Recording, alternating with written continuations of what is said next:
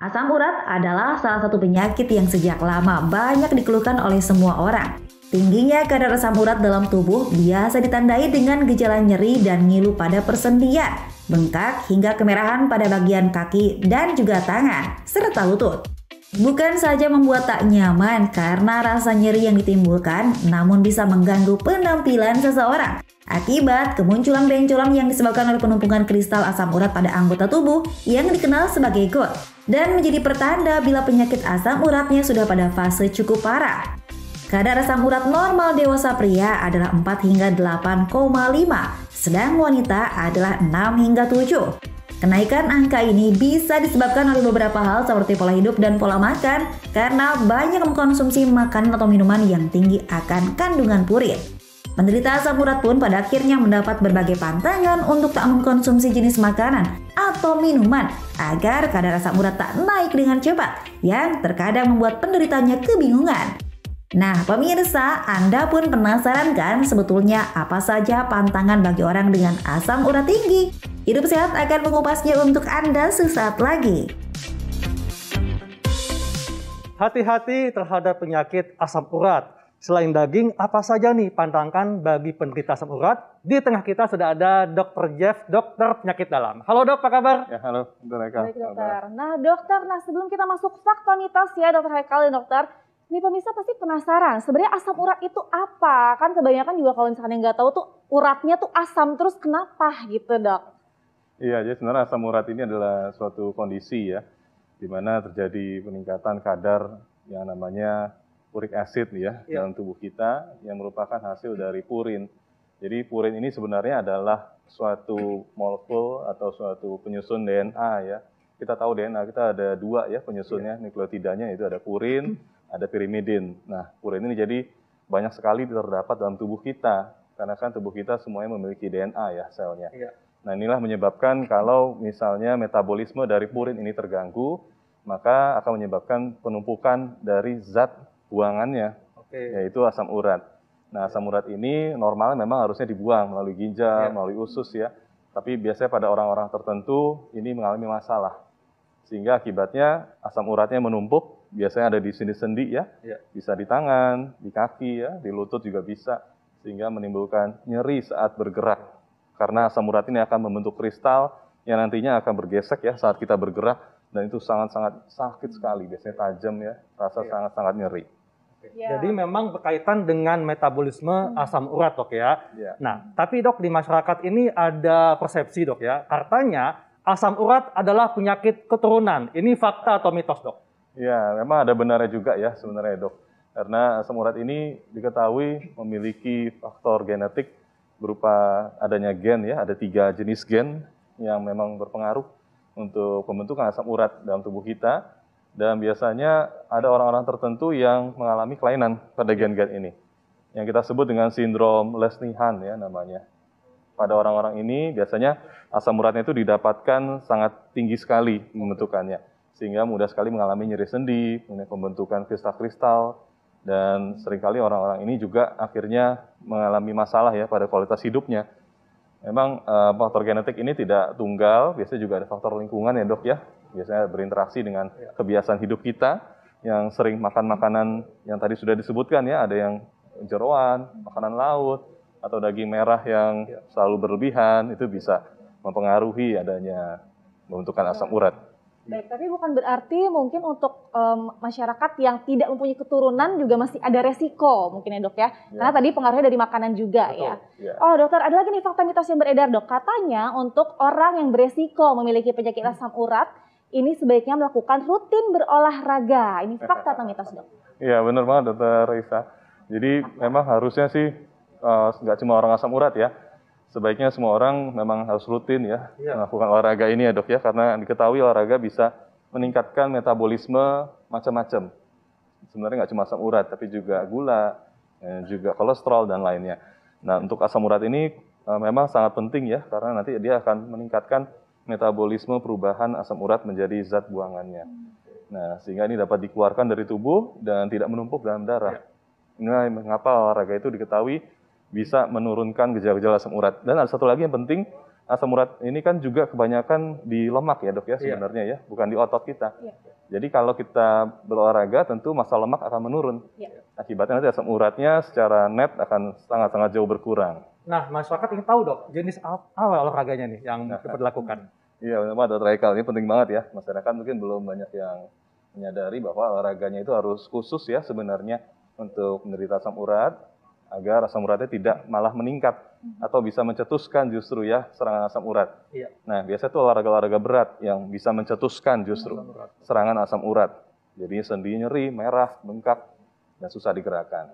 Jadi kita harus berolahraga yang intensitasnya itu sedang, itu yang baik. Jadi jangan terlalu berat. Jogging kah atau jalan santai kah contohnya dok? Yes, benar banget. Jadi baiknya yang sifat aerobik ya dok ya, seperti jogging tadi, jalan santai atau kalau bisa lari ya lebih baik. Kemudian naik sepeda juga sangat bagus. Jadi harus yang tidak boleh terlalu berat atau intensitas sedang.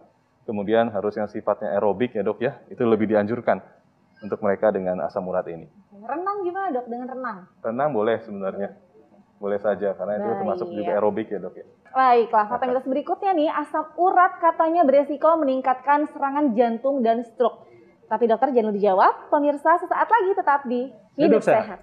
Tuh pemirsa ya, jangan anggap enteng asam urat karena bisa bikin komplikasi ke tubuh kita, ke semua organ, mulai dari gangguan ginjal, gangguan bentuk sendi, hingga bisa bikin gangguan mental. Wah. Betul sekali Dokter Haikal. Dan ini ada hubungannya nih dengan pertanyaan yang belum terjawab ya oleh Dokter Jeff. Dokter, ini asam urat dapat meningkatkan resiko serangan jantung dan juga stroke. Ini fakta atau mitos dok? Iya, sebenarnya fakta ya, Dokter Sasa ya. Jadi asam urat ini memang diketahui merupakan faktor risiko ya, teman-teman, yang bisa meningkatkan kemungkinan kita terkena komplikasi jantung atau stroke biasanya. Jadi ada komplikasi pembuluh darah baik di jantung maupun di otak. Nah ini biasanya terjadinya itu sekitar 1,8 kali lipat ya, lebih tinggi. Jadi pada penderita asam urat akan mengalami risiko jantung lebih tinggi 1,8 kali lipat. Dia akan lebih mungkin mengalami serangan jantung. Ini ada studinya ternyata. Nah ini kenapa sih? Karena memang asam urat ini kan kita ketahui bisa menimbulkan peradangan ya dok ya. Yang nantinya akan menimbulkan masalah pada pembuluh darah. Biasanya nanti akan datang sel-sel peradangan sehingga nanti menyebabkan penebalan ya pada pembuluh darah kita hingga nanti menimbulkan sumbatan. Nah sumbatan inilah yang bisa mencetuskan adanya serangan jantung dan juga pada pembuluh darah di kepala menimbulkan stroke. Dan ini biasanya kan pada pasien asam urat tidak cuma peningkatan asam urat ya dok ya yang kita dapatkan. Seringkali sudah ada juga darah tinggi, ya, ada gula, kegemukan ya, biasanya itu juga memperparah kemungkinan untuk mengalami serangan jantung dan stroke-nya tadi. Dok, ini kan umumnya masyarakat tuh taunya daging ya bisa bikin asam urat. Nah, dan juga mungkin nggak semua orang Indonesia mengkonsumsi alkohol. Tapi dok, ada yang mengatakan kalau konsumsi alkohol bisa memicu asam urat. Ini fakta atau mitos? Ya, memang fakta ya, Dr. Haikal. Memang jelas adanya konsumsi alkohol ini bisa meningkatkan purin ya, atau zat yang kita ketahui nantinya akan menjadi asam urat. Nah, memang si purin ini banyak sekali terdapat pada alkohol, khususnya pada alkohol yang biasanya diminum ya dok ya, dan seringkali pada mereka yang mengkonsumsinya berlebihan. Berlebihannya berapa sih? Yang disebutkan biasanya itu pada laki-laki itu kalau lebih dari 3 gelas sehari. Dan pada wanita biasanya kalau lebih dari 2 gelas per hari. Nah, cuma sih untungnya di Indonesia jarang ya dok ya, yang minum alkohol kayaknya kita bisa hitung dengan jari ya, untuk bukan menjadi budaya nih di kita. Kalau di luar mungkin udah biasa ya alkohol gitu, udah setiap hari mungkin ya dikonsumsi. Iya. Namun ada juga dok. Diwaspadai dok ya. Iya, tetap saja harus kita. Iya, dokter ini ada juga dok fakta mitos yang lain selain konsumsi alkohol nih, minuman manis. Nah, ini katanya juga dapat beresiko menyebabkan penyakit asam urat. Ini fakta atau mitos dok? Benar, fakta juga ya Dr. Sasa ya. Memang minuman manis yang kita sering dapatkan sekarang di mal-mal gitu ya, atau juga di berbagai tempat-tempat makan itu, ternyata juga mengandung zat yang namanya fruktosa ya dok ya. Ini adalah suatu gula ya yang berasal dari jagung yang seringkali bisa meningkatkan kadar asam urat kita juga. Karena nanti dia akan meningkatkan metabolisme dari si asam urat tadi.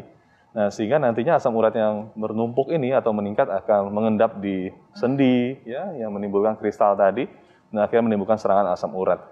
Nah, memang biasanya ini terjadi pada mereka yang mengkonsumsi lebih dari 2 porsi sehari, Dok. Jadi biasanya yang beli gelas, apalagi kalau yang ukurannya yang ada yang jumbo ya, Dok, yang tinggi, yang tall, yang sangat-sangat besar itu yang lebih berisiko biasanya. Karena fruktosanya sangat tinggi. Ya. Dokter, ngomongin minuman manis nih, biasanya kan anak-anak tuh suka minuman manis nih. Pemirsa juga mungkin penasaran, bisa nggak sih anak-anak atau usia remaja gitu terkena asam urat? Karena kan rata-rata kan usia tua ya yang terkena asam urat tuh, gimana? Ya, memang bisa, Dok ya. Ada kemungkinan terutama kalau mereka memiliki defek ya atau kelainan pada genetik tadi ya, Dok ya. Yaitu ada 3 gen yang tadi saya sebutkan ya, yang bisa meningkatkan asam urat dalam tubuhnya. Dan apalagi kalau mereka memang jelas memiliki sindrom Lesnihan yang tadi sudah disebutkan, maka jelas anak-anak atau remaja itu bisa sekali mengalami serangan asam urat sekalipun usianya masih muda, sekalipun tidak gemuk ya, sekalipun mungkin makanannya tidak banyak mengandung asam urat, makannya udah bersih banget deh, udah nggak ada jeroan, nggak ada daging laut ya, Dok atau apa, tapi tetap aja bisa asam urat ya. Oke. Nah, Dok, ini juga masyarakat perlu tahu, Dok ya, kan selain jeroan sama daging merah, katanya daging olahan bisa menyebabkan penyakit asam urat. Ini fakta atau mitos, Dok? Iya, memang ada juga menyebutkan seperti itu ya, Dr. Haikal ya. Daging olahan khususnya yang dalam kemasan ya, Dok ya. Itu kan asalnya juga dari daging merah dan sudah diproses ya, Dok ya. Nah, ini juga katanya bisa meningkatkan juga kadar purin tadi atau asam urat yang ada dalam darah kita sehingga nanti bisa mudah sekali mengendap dan akhirnya menimbulkan serangan asam urat. Jadi daging-daging apapun itu sebaiknya waspada, khususnya daging sapi dan daging domba ya, Dok ya, yang disebutkan lebih meningkatkan asam urat. Kemudian kalau unggas itu yang lebih sering adalah daging kalkun atau angsa sebenarnya, yang mana jarang di negara kita ya mengkonsumsi itu. Kita seringnya kan ayam, bebek ya, Dok ya. Kalau itu aman, itu nggak usah takut teman-teman semuanya, nggak usah khawatir, tetap bisa dikonsumsi. Baik, dokter, ini ada buah melinjo ya, Dok ya. Ini tuh sering dikambing hitamkan ya, atau masyarakat sering dengarnya emping ya. Itu katanya penyebab asam urat ya. Tapi bagaimana dengan kulitnya, Dok? Nah, katanya ini bermanfaat untuk mengobati asam urat. Ini fakta atau mitos? Ini juga sebenarnya banyak sekali ya, Dok ya, yang salah kaprah gitu ya. Apakah kulitnya atau daging dari melinjonya yang bikin asam urat. Jadi yang benar yang Dokter Sasa bilang tadi ya, ternyata kulitnya itu diketahui ada potensi nih teman-teman semuanya. Jadi dia memiliki kemungkinan manfaat gitu ya. Tapi sekali lagi ini masih kemungkinan sebenarnya. Jadi masih perlu penelitian dalam skala besar yang sangat banyak pesertanya ya, sehingga kita bisa benar-benar memastikan kulitnya ini bisa dipakai sebagai obat. Menggantikan obat-obat modern yang sudah teman-teman tahu ya sekarang ya, seperti allopurinol atau febuxostat yang sudah jelas khasiatnya untuk asam urat. Jadi ternyata di kulit ini Dokter Haikal, Dokter Sasa, ternyata ada kandungan ya seperti etanol namanya. Dan juga ada kandungan asam askorbat dan juga ada kandungan tokoferolnya yang bisa katanya menurunkan kadar asam urat kita. Dengan cara apa? Dengan cara dia mengurangi aktivitas dari enzim yang namanya xanthine oxidase. Jadi xanthine oxidase ini berfungsi untuk memecah dari hipoxanthine atau xanthine menjadi asam urat. Nah, inilah yang diserang oleh mereka sehingga asam uratnya itu akan sangat jauh ditekan. Tapi sekali lagi ini masih perlu penelitian lebih lanjut sebenarnya, Dok ya, untuk memastikan manfaatnya. Baik, Dok, jadi selain daging merah, daging olahan, jeroan, alkohol, apalagi, Dok, pantangan, mungkin tipsnya nih bagi mereka yang belum terkena asam urat dan bagi mereka yang sudah terkena asam urat, tipsnya. Oke, terima kasih, Dr. Haikal. Jadi memang untuk para audiens ya, para pemirsa yang belum menderita asam urat, tapi ada risiko ya, seperti misalnya ada keturunan ya, ayah ibu ya, atau kakek nenek yang jelas memiliki asam urat, apalagi sudah sering serangan gitu ya, sebaiknya mulai aware gitu ya, mulai lihat deh gaya hidupnya apakah sudah menunjang gitu ya ke arah gaya hidup yang sehat, yang tidak pro asam urat gitu ya, bisa dibilang kontra deh sama asam urat. Yaitu gaya hidup yang tadi ya, makanannya jangan daging olahan, daging merah, atau laut ya, makanan laut. Dan juga seringkali makanan-makanan yang merupakan jeroan ya, teman-teman baiknya hindari. Dan pastikan olahraganya harus baik tadi ya, intensitas sedang, aerobik, dan kurangi alkohol, paling maksimal 3 gelas untuk laki-laki dan 2 gelas untuk perempuan. Dan pastinya juga asam urat ini berkaitan dengan darah tinggi dan gula ya, Dok ya. Jadi kalau bisa juga dikurangi makanan-makanan yang bisa menimbulkan darah tinggi, atau juga menimbulkan gula ya, gula yang sangat tinggi itu juga harus diperbaiki. Dan kalau misalnya sudah menderita asam urat, ini teman-teman tips saya sih baiknya kontrol ya ke dokter, biasanya ke spesialis penyakit dalam, Nanti di kami itu ada pemeriksaan panel khusus ya dok ya, kita cek panel metabolik namanya, untuk memastikan status asam uratnya. Apakah status dalam serangan, ya, atau yang kita sebut sebagai gout attack, atau statusnya sudah dalam fase yang terkendali dok, jadi fase yang terkontrol. Nah biasa dalam serangan ini kita akan berikan 3 macam ya dok ya, golongan obat yang akan dipilih nih oleh dokternya, yang mana sih yang lebih cocok. Yaitu ada golongan steroid, ada golongan NSAIDs ya dok ya, seperti obat nyeri itu. Kemudian yang ketiga ada golongan colchicine namanya. Nanti akan kira-kira sama dokter penyakit dalamnya, yang mana sih yang lebih cocok dan dosisnya berapa. Selanjutnya kalau misalnya kadar asam urat Anda sudah terkontrol, sudah stabil, tidak ada serangan ya dok ya, dan Anda keluhan pun tidak ada, biasanya kita akan berikan obat untuk menjaga, supaya tidak lagi timbul serangan dok di kemudian hari ya, kita akan berikan untuk maintenance-nya. Biasanya ada 3 jenis juga. Ada yang menghambat pembentukan dari asam uratnya, itu yang namanya allopurinol, mungkin teman-teman sering pakai ya. Dan ada yang terbaru yaitu febuxostat. Kemudian yang kedua, dia menghambat ini juga dok ya, biasanya pengurangan degradasi, atau alias dia menghancurkan si asam uratnya sehingga lebih mudah diproses. Itu yang kita sebut dengan rasburikase. Dan yang terakhir yang meningkatkan pembuangan dari asam urat melalui ginjal, yang kita sebut dengan golongan diuretik biasanya. Iya. Baik dok, lengkap sekali ya penjelasannya. Jadi intinya Dr. Haikal, pola hidup sehat baik itu dari makanan maupun olahraga, tadi makanan-makanan yang sudah dijelaskan oleh dokter juga tidak boleh dikonsumsi, Dr. Haikal. Nah, Dok Sa, nih berikutnya kita akan membahas sesuatu yang warnanya sesuai dengan warna hijabnya Sasa. Nah, ungu ya, yaitu tentang ubi ungu pemirsa. Sesaat lagi tetap di Hidup Sehat.